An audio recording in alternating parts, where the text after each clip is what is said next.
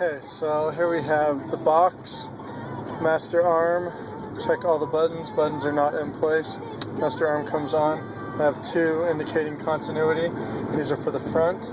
So I'm going to position the camera looking out the front. I have a target about 150 yards in front of us. Putting the window down a little bit so maybe you can hear it. Firing in 3, 2, 1. That one went off. Firing another one. Then 3. Oh, have another. Gonna wait for that guy to pass. And it's a truck.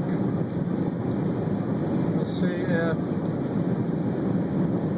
Here we go. 3, 2, 1. And that one's cleared him. Right by him.